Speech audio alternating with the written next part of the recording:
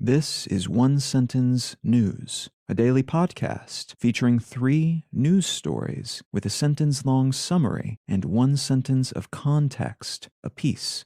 I'm Colin Wright.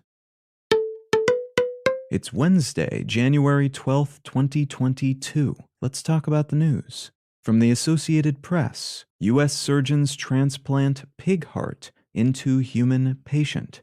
A 57-year-old man has become the first ever recipient of a transplanted pig heart, a medical first that doctors are hoping will save his life. He's reportedly doing well several days after the experimental surgery. The patient is still in recovery and hooked up to a heart-lung machine to help his new heart function properly. But doctors are cautiously optimistic as there's a consistent shortage of human organs available for transplant. And if this works, though there will no doubt be new ethical considerations to figure out, there's a chance animal organs could be usable in a pinch. Historically, animal-to-human transplants haven't worked because the recipient's body rejects the transplanted organ shortly after installation. But in this case, the heart came from a gene-altered pig lacking a cell component thought to be responsible for those earlier organ rejections.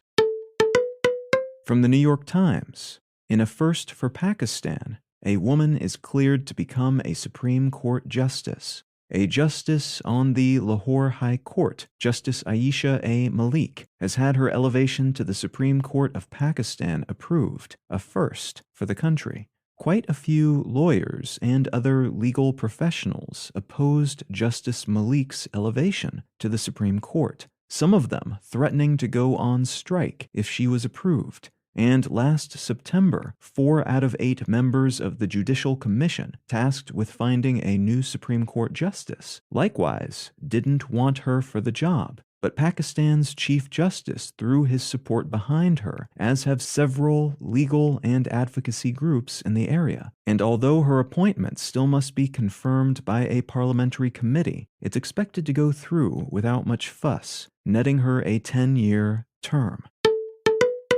And from Reuters, about 200 dead in attacks in northwest Nigeria, residents say. An estimated 200 people were killed in a revenge attack conducted by armed bandits in the northern Nigerian state of Zamfara last week. Reportedly, in retribution for military airstrikes the government launched against them a few days earlier. This is just the most recent of a long series of atrocities committed by bandit gangs who hide out in forests and dash into populated areas on fast motorbikes, kill a bunch of people, take a lot of stuff, and sometimes grab prisoners to ransom off as well, before retreating back into the woods where they're difficult to detect. The Nigerian government has said it will track down and wipe out these groups, but they've also been saying that for a long time, and the attacks continue. So although there's evidence of the government making more of an effort in this regard, it's less certain, so far at least, that these efforts will have the intended effect.